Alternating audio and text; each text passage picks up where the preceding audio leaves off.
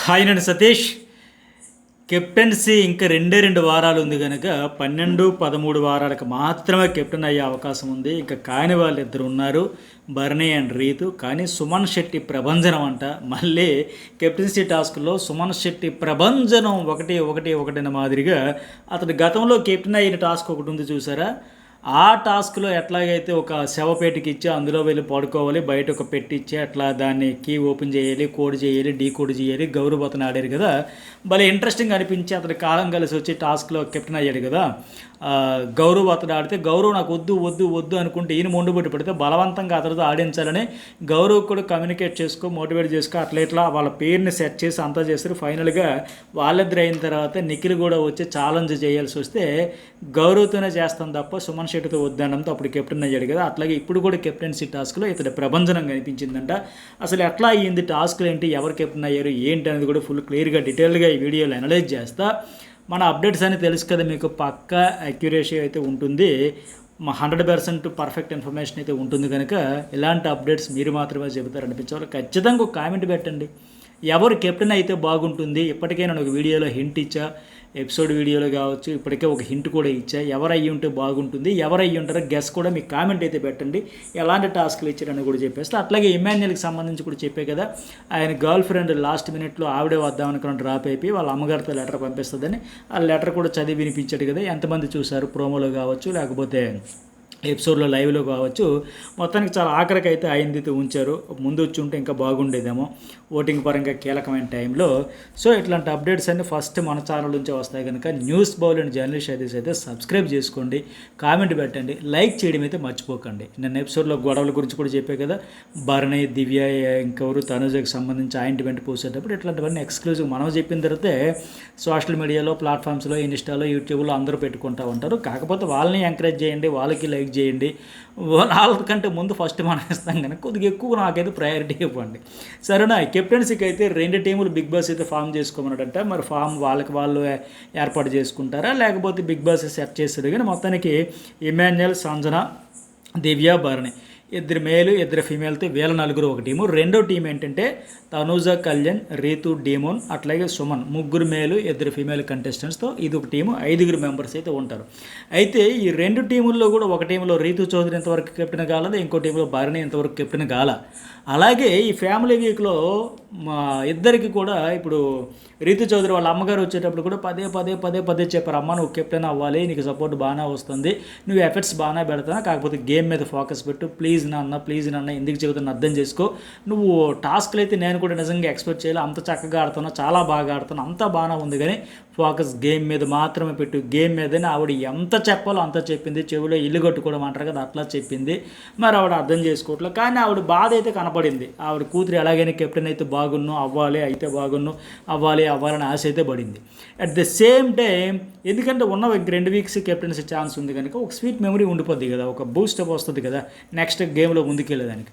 అట్లాగే డాక్టర్ భరణి వాళ్ళ అమ్మాయి కూడా వచ్చి సేమ్ ఆవిడ కూడా అదే రిక్వెస్ట్, నేను మమ్మీ, అమ్మమ్మ, నాన్నమ్మ అంతా కలిపి అందరూ ఎదురు చూస్తున్నది ఏంటంటే నువ్వు కెప్టెన్ కావాలి. ఇద్దరి మీద ఒత్తిడి పెంచారు. ఒక రకంగా ఇది పాజిటివ్ ప్రెజరే.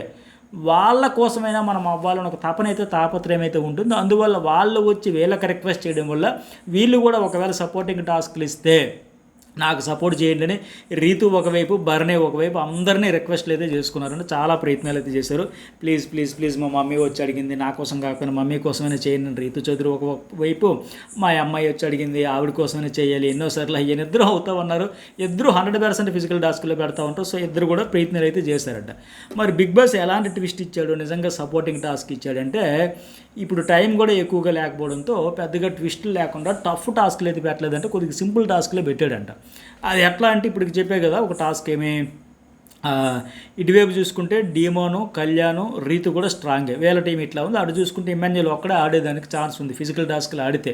ఈ దివ్య కూడా ఆడుతుంది, సంజన కంటే బెటర్గా ఉన్నా సరే మెయిన్ బర్నీకి రిబ్స్ పెయిన్, హ్యాండ్ పెయిన్ ఉండడం వల్ల, ఇంజురీ ఉండడం వల్ల ఎట్లా ఆడతాడు. సో ఫిజికల్ టాస్క్లు వస్తే అతడికే ఇమాన్యుయల్ ఎక్కువగా ఎఫర్ట్స్ పెడతాడు. వాళ్ళ టీం తరఫు నుంచి వాళ్ళ మ్యాక్సిమం 4 ఒక మెంబర్ ఎటు తక్కువ ఉన్న దాంట్లో కూడా ఆయన ఎక్కువ ఎఫర్ట్. సరే ఎట్లా ఉండేటప్పుడు ఏంటంటే ఫస్ట్ది కాన్సెప్ట్ ఏంటంటే ఒక టాస్క్ 2 టీములకు సంబంధించి ఒక మాన్స్టర్ టైప్ థీమ్ అంట. స్కేరీ టైప్ టాస్క్ ఏంటంటే ఒక కొండలు గుట్టలు హడ్డిల్స్ దాటుకుంటూ పాక్కుంటూ ఎక్కుకుంటూ భయంకరమైన హర్రర్ సినిమా మాదిరిగా ఆ టైప్ కాన్సెప్ట్తో ఆ థీమ్తో ఒకటి పెట్టినాడంట. ఇది చూడడానికి చాలా మజా వస్తుందంట, భలేగా వస్తుంది. ఈ టాస్క్ చూసేదానికి మంచి ఇంట్రెస్ట్గా నేను స్టార్టింగ్లో చెప్పినట్టుగా ఆ శ్మశాన మాటగా బయట ఎట్లా అన్నారు కదా ఆ టైపులో కొద్దిగా ఈ గుట్టలు రాళ్ళు రప్పలు దాటుకుంటూ అవన్నీ అడ్డంకులను తొలగించుకుంటూ ముందుకు పోవాలి అట్లాంటి టాస్క్ అయితే. మరి నాకున్న అప్డేట్ ప్రకారం ఏంటంటే లాస్ట్కి సుమన్ శెట్టి అండ్ రీతు చౌదరి మిగిలారంట. నాకైతే విచిత్రంగా అనిపించింది. ఎట్లా ఇప్పుడు వాళ్ళ టీంలో చూసుకుంటే డీమోన్ పవన్ గట్టిగా ఆడతాడు, స్ట్రాంగ్ ప్లేయర్, అట్లాగే కళ్యాణ్ కూడా స్ట్రాంగ్గా ఆడతాడు, అట్లాగే తనూజ కూడా ఉంది. వాళ్ళిద్దరి తర్వాత పోల్చుకుంటే ఆవిడ కూడా మ్యాక్సిమం ట్రై చేస్తుంది. మరి ఇంతమంది వాళ్ళ ముగ్గురు ఉండగా వీళ్ళిద్దరు ఎట్లా రీతు చౌదరి అండ్ సుమన్ శెట్టి ఎట్లా మిగిలారు అనేది అయితే ట్విస్టే, చూడాల్సిందే. ఇక్కడ ఎలాంటి ఇచ్చాడు నేను, ఎందుకంటే ఇప్పటికి ఎపిసోడ్ రివ్యూలో చెప్పిన తర్వాత చాలామంది ఇన్స్టాలో కూడా అడుగుతున్నారు, ఎక్కడ అడుగుతుంది ఎవరన్నా కెప్టెన్ అని. సరే, నాకు వచ్చిన అప్డేట్ ముందు మీతో షేర్ చేసుకుందామని. మరి వీళ్ళిద్దరు ఎట్లా మిగిలారు అనేది అయితే హైలైట్. సుమన్ శెట్టితో ఇప్పుడు మిగతా 5గురిలో పోల్చుకుంటే రీతు చౌదరి, డీమోన్, కళ్యాణ్, తనూజతో పాటు రీతు చౌదరి మంచిగా ఆడదు. But Suman Shetty week. But ఆయన ప్లస్ ఈఎంఐ వాళ్ళ టఫ్, వాళ్ళు ఎట్లా మిగిలారండి. అయితే టాస్క్ మాత్రం చాలా ఉత్కంఠగా సాగిందంట. ఈ టాస్క్ సుమన్ శెట్టి గెలిచాడంట. సో సుమన్ అయితే అయిపోయాడు అంట. అది మనకున్న అప్డేట్. అయిపోతే ఆయన కెప్టెన్ అయిపోతే ఎట్లా ఉంటుందో ఒకసారి కామెంట్ అయితే పెట్టండి. ఎందుకంటే నెక్స్ట్ ఆయనకి ఇంకా డైరెక్ట్గా టాప్ 5లోకి రూట్ వేసేసినట్టేనేమో. కాకపోతే ఇక్కడ ఇంకో మళ్ళీ ట్విస్ట్ ఏంటంటే అక్కడ గందరగోళం కూడా నడిచిందంట. ఇంకో టాస్క్ ఫైనల్గా ఇక్కడ వీళ్ళిద్దరికి వచ్చేసరికి ఒక స్టెప్స్, ఇంకో టాస్క్లో సుమన్ శెట్టి అండ్ రీతు చౌదరికి సంబంధించి స్టెప్స్ పెట్టారంట. వాటిలో వైట్ కలర్ ఉంటాయంట. వాటిపై అంటే సంథింగ్ అట్లా ఆ స్టెప్స్లో వైట్ కలర్ ఉంటాయి, వాటిపైన రింగ్స్ లాగా నిల్చోబెట్టాలంట. ఈ టాస్క్ రిజల్ట్ కూడా కన్ఫ్యూజ్గా ఉందంటే ఫైనల్గా సుమన్ శెట్టి కెప్టెన్ అయిపోయాడు అనేది హౌస్లో డిస్కషన్ వచ్చేసింది. సంచాలకులకు కూడా మరి ఎవరు చేశారు కానీ మొత్తానికి అతడే అయిపోయాడని కూడా ఒక రిజల్ట్ అయితే వచ్చేసిందంట. ఫైనల్ రిజల్ట్కి వచ్చేసరికి మాత్రం గందరగోళం అయిందంట. కాకపోతే మళ్ళీ నాకున్న అప్డేట్ అంటే ఫైనల్గా సుమన్ శెట్టి కాదు, ఫైనల్గా రీతు చౌదరి కెప్టెన్ అయ్యిందంట. ఇది ఫిక్స్, ఇది పక్క ఫిక్స్. రీతు చౌదరి కెప్టెన్ అయింది. సో ఈ వీక్ ఇమ్యూనిటీ రీతు చౌదరికి రావడం వల్ల గత వారం తనూజ సేవ్ చేసింది, ఈ వారం ఇప్పుడు ఈవిడ సేవ్ చేసింది. మొత్తానికి రీతు చౌదరి జాక్పాట్ కొట్టినట్టే. ఈ దశలో ఇంత కీలకమైన స్థితిలో ఈ టాప్ 5కి ఆశలు పెంచుకుంటున్న దశలో వరుసగా 2 వారాల ఇమ్యూనిటీ అంటే నిజంగా నక్కతోక తొక్కడం ఇమ్యూనిటీ జాక్పాట్ అంటే ఇదే అనిపిస్తుంది. ఇంకేముంది, మరొక వారం గట్టెక్కిస్తే చాలు టాప్ 5 గ్యారెంటీ అనే పరిస్థితి. ఇప్పుడు ఎందుకంటే ఆమెతో ఓటింగ్లో ఈక్వల్గా ఉండేది ఎవరు, భరణి అండ్ డీమన్ కూడా పోటీ పడతా ఉన్నారు. దివ్య ఈ వారం డేంజర్లో ఉంది కనుక ఆవిడ ఒకవేళ అవుట్ అయిపోయినా సరే మిగతా వారాల్లో అందరూ ఓటింగ్లోకి వచ్చినా సరే ఆవిడతో నువ్వా నేనైనట్టు పోటీ పడేది భరణి అండ్ డీమన్.